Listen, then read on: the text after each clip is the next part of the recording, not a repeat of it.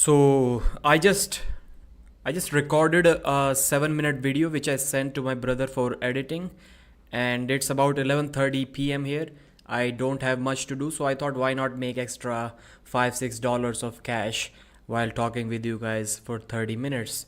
I mean, there's no harm in that. So here we are discussing the upcoming arm wrestling matches, and we'll probably also take a small look at some of the interesting, most popular Reddit posts from this past week or maybe past 24 hours. Mario, let's go, Pradeep, my favorite arm wrestling journalist. I wish I was able to do a journalist job properly. I would have definitely tried to do that if I was full time on YouTube, which I can be, but unfortunately I cannot be. It's kind of a confusing situation.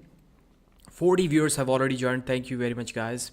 Problems again. Problems about what? I think the live stream this time should be perfect without much troubles. The audio should be okay, the video should be okay, or at least that's what I'm hoping for. Why are you not participating on the arm wrestling buzz anymore? So, brother, the buzz is, for me, it's 7 a.m. And most of the times, almost 90% of the times, I'm either going to morning shift at my work or coming back from night shift around that same time. So it's almost impossible for me to attend at that time. And even on the days where I am free by chance, then I sleep at about 2 a.m., 3 a.m. sometimes, and getting up for a 7 a.m. show, it's really difficult. Hello, Pradeep. Hello, brother. Katana Sword, YouTube. So, for the next 5 or 10 minutes, we'll discuss the upcoming matches. Let's see how it goes. And we are about to share screen. So, I hope you can see everything okay. So these are the upcoming events. This website has only 3. We'll probably discuss the AMC as well. Knuckles Up 3, King of the Table, and East versus West 13. So the AMC event is going to be somewhere here between these two. Let's first discuss the Knuckles Up event. So that's their third event. First two events have been amazing. We are yet to see a really, really high level, elite level match, but the matches that they present to us are almost that top level, just one level below that. So this time, let's see what are the matches.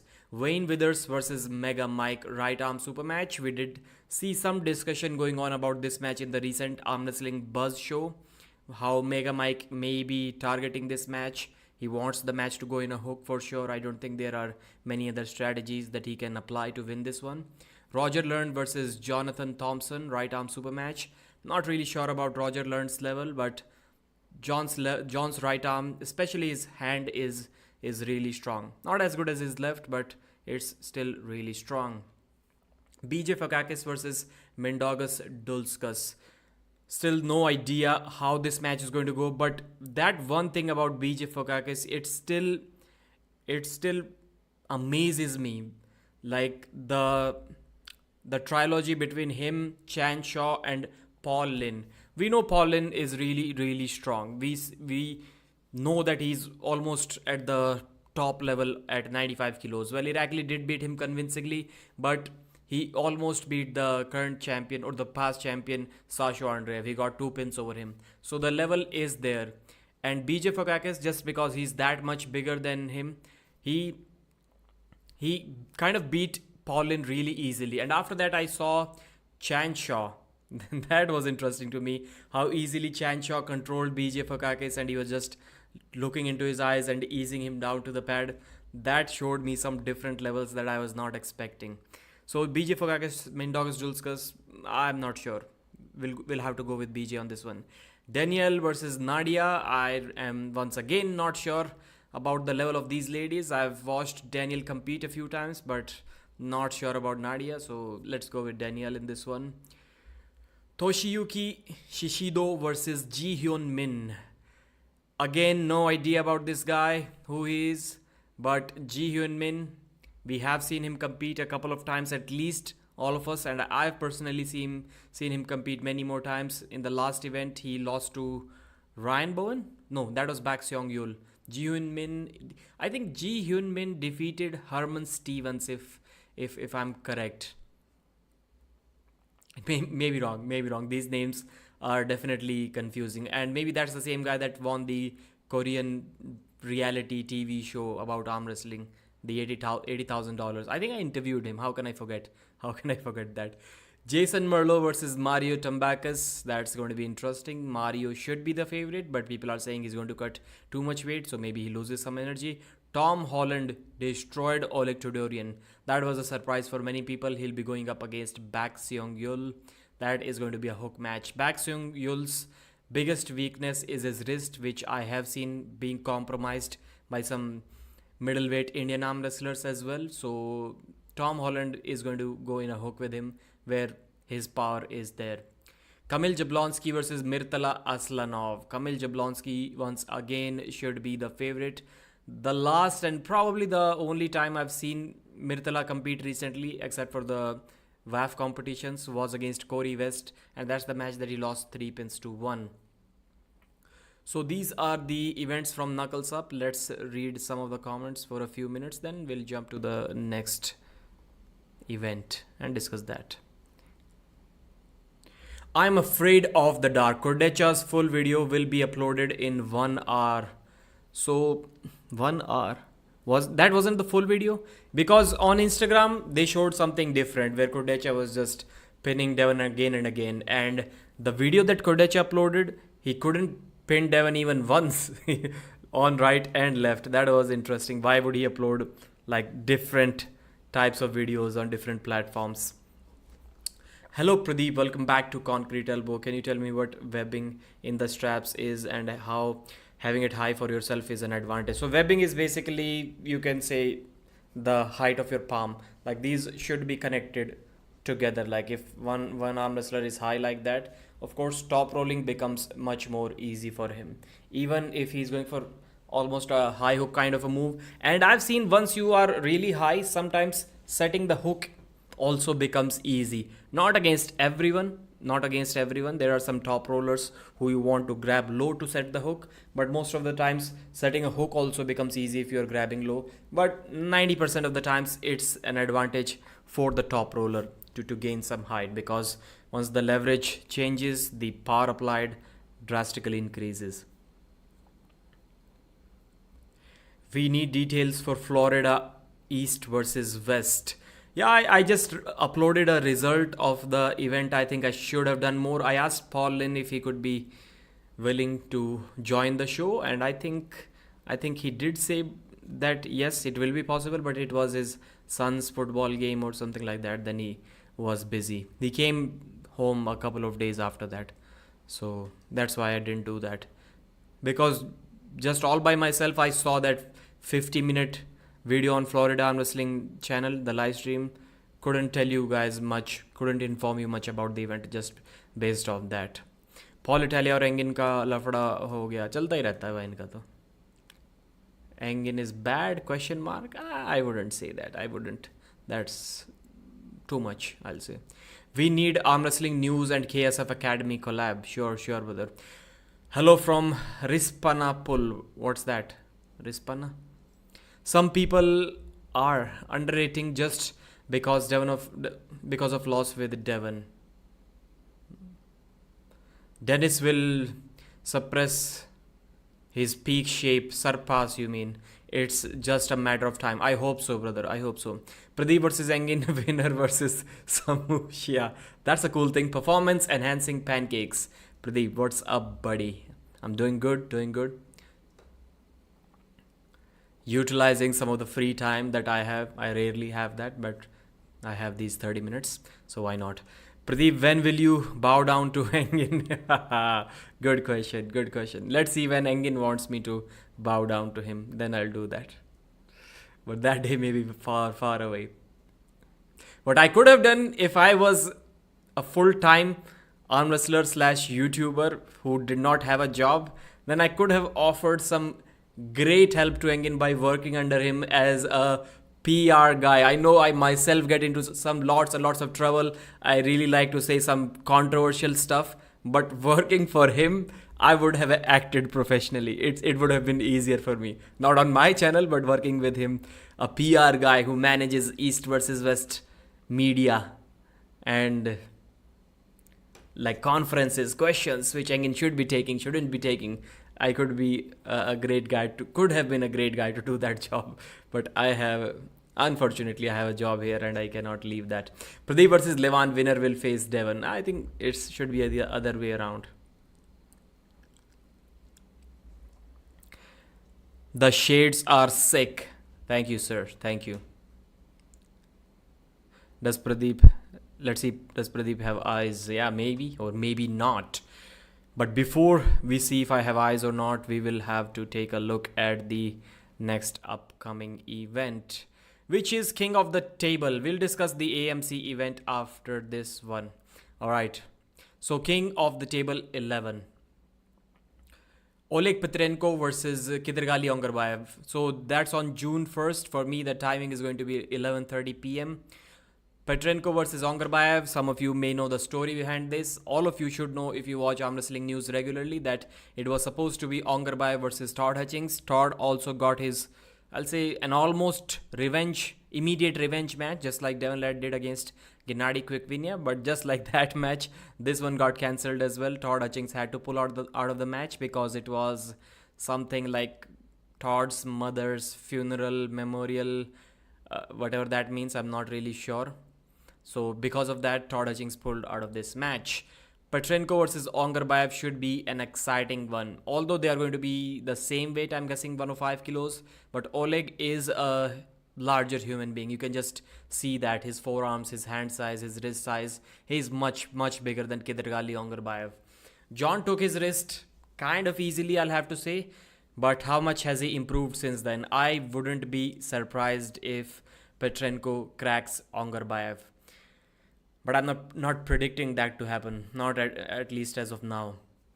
Monster Michael Todd versus Lars Rohrbachen. This is going to be match of the night. I think that's going to be the most amazing match. The reason for that is Michael is going to be surprised. I'm telling Michael, I'll tell him this privately as well.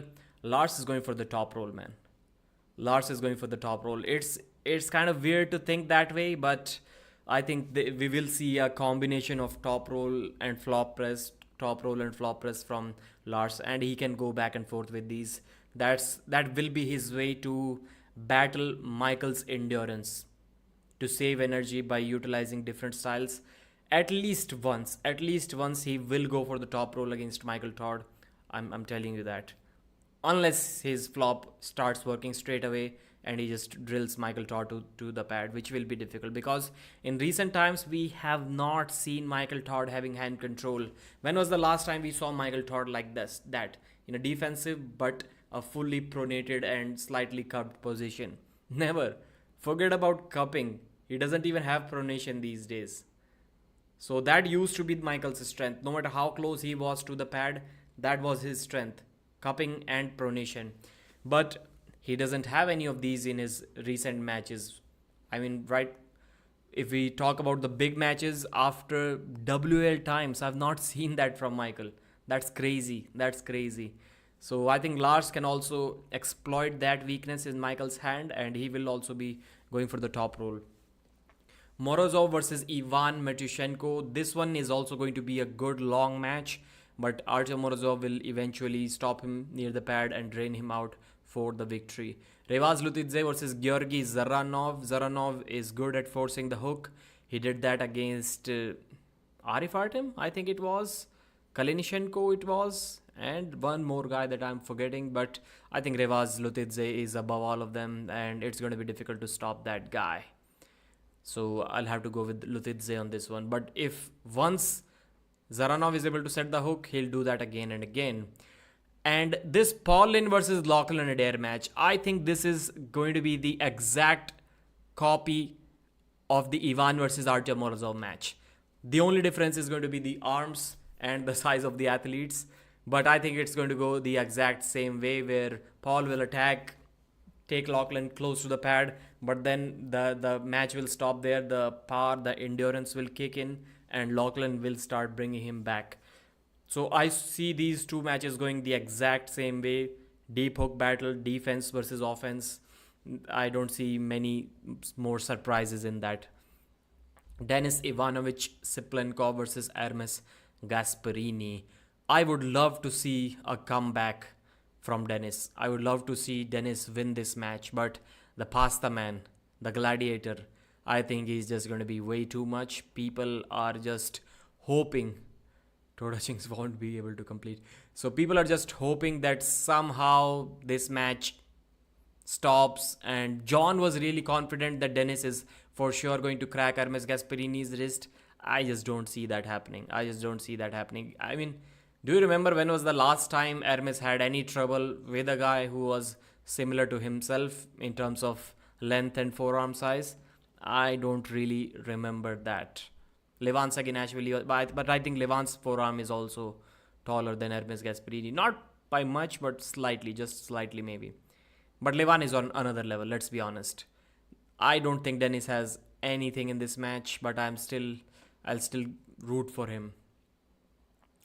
Before we discuss East versus West 13, let's go back to the chat. Okay, alright, what's the chat saying? 90 viewers watching and only 29 likes. Who were talking about in that person who calls you in midnight? I think you can guess, maybe. Politelia, Pradeep and Ermes all bow down to Engin. Ermes gets worried. Ermes is a good guy. But whenever Engin threatens to quit East versus West, Ermes sees those big fat paychecks getting cancelled in the future, and he gets more worried than Engin does himself. Prime Denis versus Prime Levan. As he should be. He's a professional full-time arm wrestler. Can't blame anyone for that. I would be like that too if I was an arm wrestler. Prime Denis versus Prime Levan. Considering Denis has tremendous endurance, Levan will struggle against Denis King's move. Not sure, man. Not sure. If let's see, this Hermes versus Denis match will tell us a lot about Denis Siplenkov's shape, his current level of his strength. I'm really curious, what do you think? Can Gennady beat Hermes in 7-round format? I mean, his shoulder started giving up in the previous match, and yes, both are much stronger right now. Gennady was making a comeback. Hermes was kind of small at that time, 120 kilos. He's bigger, he's stronger. So I think their level should be similar. Hermes should once again win. I'll be surprised if Gennady beats him, to be honest. Did Pradeep speak on the drama? I think I made only one video in which I discussed some basic stuff. The thing that I was saying is that you cannot and you should not be a champion of something that you cannot qualify for. And this is something that Engin really didn't like. He called me out for having a single digit IQ because I said that you cannot be a champion of something that you cannot qualify for. Devil Larrett is most stylish, yeah. Denis Ivanovic will most likely lose versus Hermes. Pasta Man, Noodle Man. Has Mr. I don't think we had any issues. Hermes was just mad. So to me, some people don't really like it. For me, it's the best quality.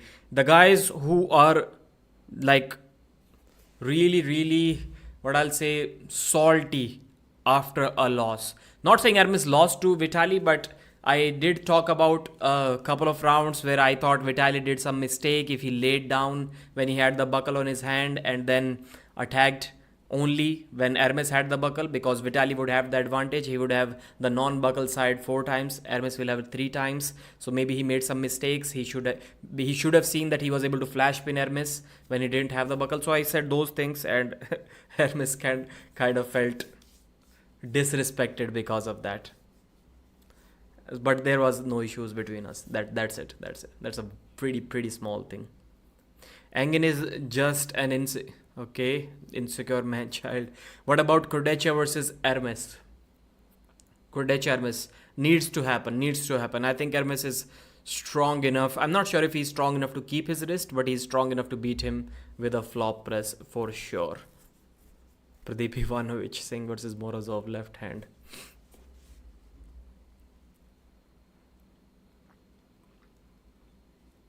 I am happy Muratov humbled Ermes. And he was like mad after this loss as well. Once again, I'm going to say he is that is a really really good quality to be mad and kind of salty after you lose, because that literally forces you to train twice as hard so that you don't have to face that moment once again. And Hermes didn't like the handles that that Muratov gave him. That was the issue. But he was really happy after the Levan loss, because he was not really expecting himself that he can defeat Levan in that match. Maybe that was the reason. So once again, let's go back to screen sharing and we'll discuss East versus West 13 event. Devilat versus David Tadikian, 105 kilos. I did talk about 150 kilos. I did talk about this match in detail. I didn't really like that this match is happening at 105 kilos. I mean, what could be the possible reason when Tadikian is clearly saying publicly that he does not want to cut to 105 kilos? And Devon has already not defended his title for 1.5 years. And this guy doesn't want to go to 105. Still, this match is being forced to happen at 105. Why? Just because this man can hold two titles and be more prestigious at East versus West. That's the only reason behind this. So Devon should be the favorite, but Dadikian definitely has the horsepower to mess that match up. He can definitely make it look like the Prodnik versus Devon match. I think that's how this match is gonna go. Jerry versus Vitaly Laletin. Jerry Caderet should be a favorite, not a huge one, but maybe a 55% favorite. Let's see. Vitaly will have to get those flash pins in this match, or he has to be brave enough to top roll and then transition to a press. Todd Hutchings versus Krasimir Kostadinov. Everything that we have seen so far tells us that Todd Hutchings should destroy Krasimir in a hook. But for some reason, I'm having more and more faith in Krasimir. I think we just saw him lose to a bunch of great top rollers, and Todd Hutchings is also a great top roller. Don't get me wrong. He's also a great top roller. But I think Krasimir will stop that top roll, and inside a hook. This is going to be once again a controversial opinion for many, but in my mind, yes, Todd does say that he improved a lot in last 2 3 4 years. He says, what's the point of training if you're not improving? So he has improved a lot, but man, I'm not really sure if his inside game has improved. I mean, how will it improve? He doesn't really arm wrestle in a hook. The only time we saw him arm wrestle in a deep hook was against Sagov. That match was not completely dominant from Todd. Yes, he did win, but before that match, we saw him hook maybe in the WL days. That's how long Todd has been top rolling, only strictly top rolling for. So after that match, we saw the hook in the Dikian match, and Todd lost that match. So I'm not really buying that Todd Hutchings' hook is stronger than what it was 5 years ago, or maybe even 10 years ago. His top roll, his speed, his technique is for sure better, but I'm not really sure about his hook. And people say, which I also do believe, that Krasimir has declined from his prime, but that's him being attacked by the top rollers. I'm not sure if his hook is really weak. He just destroyed Todd Hutchings. He beat Lachlan Adair as well in a hook. No, before that, I think we saw Todd Hutchings hook Lachlan Adair. Yeah, that's one match that we saw. It was kind of easy. And if we see Krasimir versus Todd, Krasimir versus Lachlan in a hook, that was a close match. So that once again tells me that Todd should destroy Krasimir. But for some reason, my mind is just not letting me believe that, man. There's more to that. This one will be a close one. I won't be surprised if Krasi takes this. I mean, Todd is like what? He's going to be 58 soon. So that's going to be difficult for him. And let's see. That could be the match of the night. That could be the match of the night. Todd's power goes way up in a strap. He should slip for straps every round. Yeah, I think he will slip.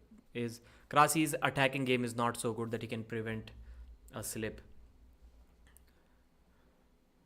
Captain Italy or Denis? Hook.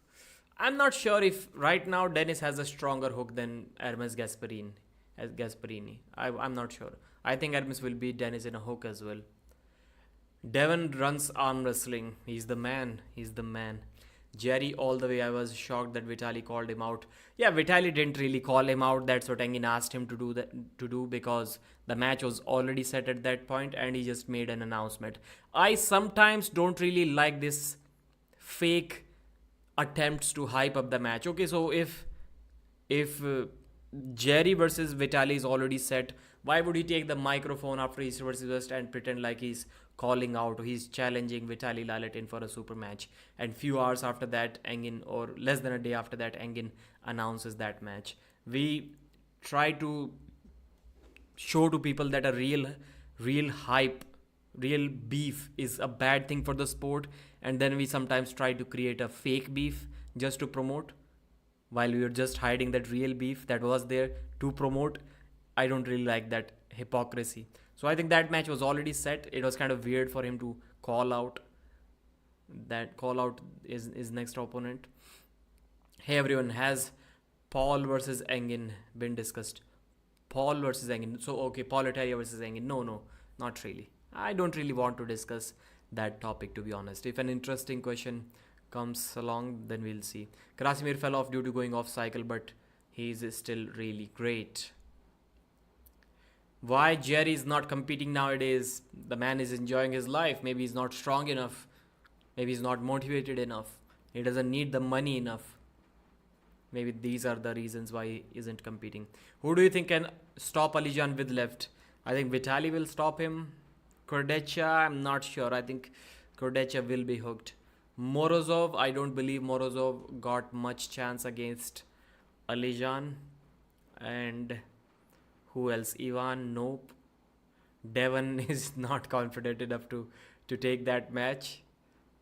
Because let's be honest, he did get called out, and Devon was talking about potentially being the left arm champion at 105 kilos. So let's see how Alijan versus Devon goes. Just because of that weird King's move, Devon may have something going on, but I won't be surprised if Alijan just hooks that King's move.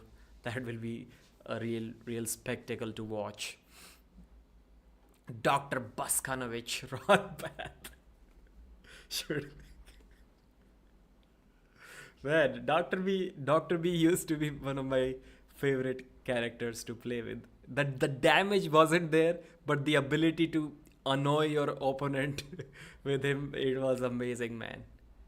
Long live Dr. Baskanovich. Yes, I think Krasimir does have a chance to pin Todzilla. I do believe so. What do you think on Vitali versus Jerry? We already talked about that. Can Muratov hook Vitali? It will be difficult. I saw a practice pull between Dadikian and Vitali, and Dadikian almost hooked Vitali. It was a long 30-second battle. If Dadikian is able to do that, I think maybe Alijan also can, but I'm not really sure. And Vitali was doing that back pressure lift, single arm back pressure lift with a strap. He struggled. He cannot lift 76 kilos on the right, but he did lift it easily on the left. So yeah, his left is actually stronger.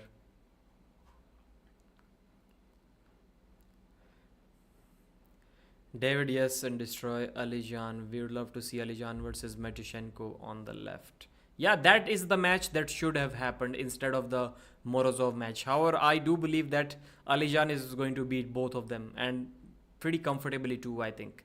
Maybe Morozov's top roll can do something, but in a hook, even Morozov has zero, like literally zero chance of doing anything against Alijan. But let's see. The 115 kilo match for Alijan, that title should have been a match that made more sense, at least to me. By any idea about People Season 2? August, maybe? August, September, early September, late August, something like that. August, 90%. Comparing Ongarbayev to Alijan. I played this live stream so that it can help me fall asleep by listening to it. I do that a lot of times, man. I sometimes put my headphones on, start a 2-hour live stream, and I put it on 2x. Because at normal speed, your brain will still be easily processing what's going on. Maybe it gets difficult for you to for you to sleep because you're paying attention to what's going on.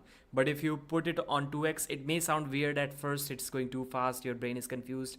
But then, as your brain starts relaxing, you literally cannot figure out what is being said in the stream, and you fall asleep faster. But it never works. You immediately wake up after 4 5 minutes. Then you put away the headphones, and then it takes once again 10 15 minutes for you to fall asleep. But yeah, putting on a podcast in your headphones, it's a great way to fall asleep. Bro, I have one question. I just wanted to ask you that the number of subs you have, do we receive enough money to make a living with? Yeah, in India, depends on where you are living and how many views can you generate. What's the length of your videos?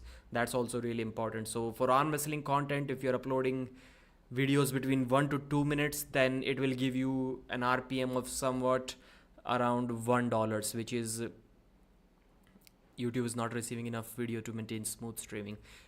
$1 per 1,000 views. That's how much you can expect for videos between 1 to 2 minutes.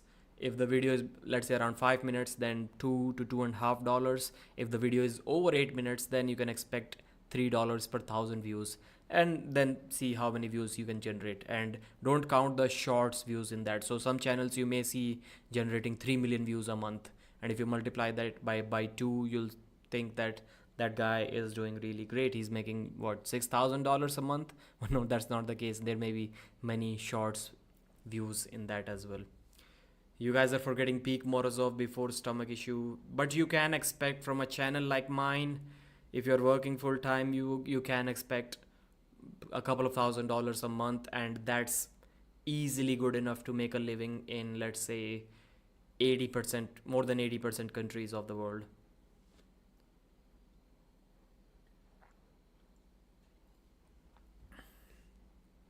I love how Pradeep takes things positively, unlike my dad.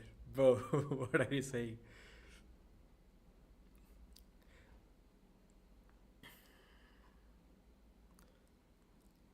Doubt that his left is not that great now. He has problems in practice with Irakli and Lariat. Also, I remember when he was tired. Okay. He did some good trash talking a couple of months ago, but I think they decided not to have a match. I'm not sure who we are talking about here. So let me quickly check once again if we discussed all of the matches or not. No, we didn't. No, we didn't. So let's go back to screen share. Wow, I was already on screen share. What I was doing, man? Why didn't you guys tell me that I'm on screen share? I thought I changed it. Barbora. Okay, Barbora versus Egle Vaitkute. Adam Warzinski versus Vladimir Myrov. So Barbora versus Egle. Egle Vaitkute looked super dominant against Sarah Backman. That was surprising, but not so much against Gabriela Vasconcelos. So maybe she improved a lot since then, but Barbora is a beast. She's an animal. I mean, she's named Barbora. What else can you expect from her? Dominance. Let's see how this match goes between the young Slovakian versus the experienced police officer in Egle Vaitkute. Adam Warzinski versus Vladimir Myrov. That's going to be an amazing match. Amazing match. Battle. Great battle for sure. Hook match. Artem Ternenko versus Toms. What are we even watching, man? Artem's match was announced? How did I not know that? Artem Ternenko versus Toms Rosers. Oh yeah, I did make a video about that. How can I forget? Then Ayen Takanaka versus Dimitrina Petrova. I think she won WAF. 55 kilos, both left and right. And Dimitrina Petrova is an experienced Bulgarian arm wrestler. So these are the matches that are confirmed already for the upcoming East versus West event. Let's see what other amazing matches Engin announces. It is going to be including RVJ, Travis Bajent, and many others. Was talking about you and Roman decided not to have a match. When did we decide? He got scared. Maybe he got scared. I never decided that. If Gennady knew English, I know he will destroy Devon in trash talk. He can destroy Devon in trash talk without knowing English. I can tell you that much. Can Devon win 4 belts, 105, 115? Nope, absolutely not.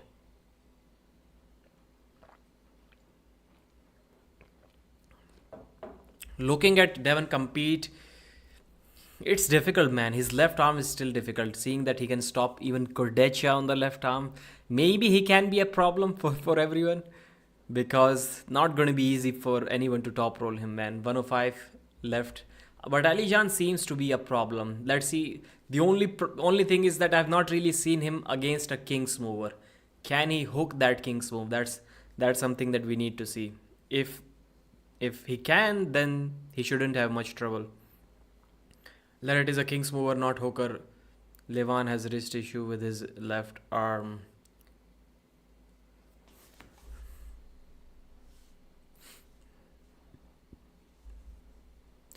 Priest stomach issue. Morozov, not the king of the table one. That was way back. Priest stomach issue while preparing for Levan. He was around 130, 135 kilos.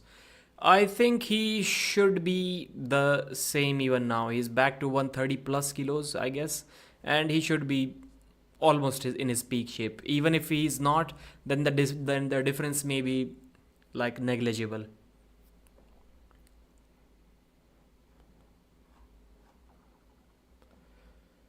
No one else was ready for Alijan. Pradeep talks about a practice on left of Leret after 20 rounds, also with a king's move. But still, man, it's Kordecha, man. It's Kordecha. The top roll, if the top roll is not working, it will be difficult even for a. It will be more difficult for a hook arm wrestler to beat Devon. But as of now, still, despite all of that, his left does not really seem that impressive. But who else can stop Devon other than Alijan Muratov and maybe Ivan Matishenko? And both of them are hook arm wrestlers, and it's extremely difficult to hook a king's move. When was the last time we saw Devon getting hooked either arm? But Devon is not confident. Devon is not confident. He did talk about Alijan. I made a video about Alijan calling out Devon a couple of times, and he did not accept that match. Now he has dropped weight categories. Let's see if he's willing to take that match or not. Devon for sure considers himself as an underdog in that match. That is something that nobody can deny.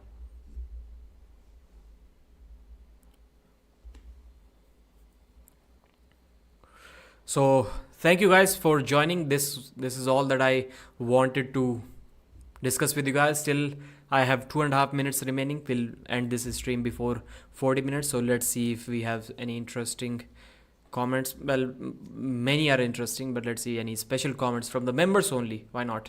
Travis is king of trash talking, then Devon number 2, and maybe the Gennady number 3 trash talker, Tall Paul Hutchins Jr. I'm not, as of now, I'm not really impressed with Devon's trash talk as much as I was a few years ago. I think the level of trash talk that Devon presents between the matches, that's kind of going down. If Levan comes back into proper shape on his left, Alijan ain't beating him. He's just too big and too wide and too thick and dominant. It will be too much mass for Alijan to tackle. Yep, I do agree with that. I think Vitaly can also beat him. And who else? But even on a worse day, when Alijan is not feeling well, he's out of his game, I think he's still top 5 in the world. He's still top 5. And as of now, I also think he has the pound for pound strongest arm in arm wrestling. And maybe top 3 pound for pound strongest arm in the history of arm wrestling. And as I've discussed that in the previous live streams, I'm including John Brezink, Oleg Zhok, and Alijan in that list. Alijan's left arm at 105 kilos, I think it's much stronger than Devon's right arm at 105. If we can compare it that way. Pradeep bro, I want your view about Devon versus Denis match. People say it's easy for Devon, but I saw it took non-stop surges to beat. Yeah, that was a good first round, I'll say. I was thinking while commentating, but maybe that match sticks. I was just thinking that maybe Devon is attacking so much, he may get tired. Denis is just defending. Let's see how that works. But no, Denis was the one who was getting tired. So that was interesting. I'll say it was still easy. Engin says many times that that match was not easy. I think still, if you are in control throughout the match and you never was in any kind of trouble, you won 5-0, 3-0, whatever, and you even flash pinned your opponent, then I'm not sure how we can say that the match was close or the match was not easy. I think it was, in the end, it was pretty easy win for Devon. If Devon flash pins you, it's an easy match. It's an easy match. Like the Armwrestling Gasparini match, he flash pinned him in a couple of rounds. The match was easy for him. Alright, that's it for this stream. I'll show you guys an ad and we'll meet again some other day. Thank you guys. Bye.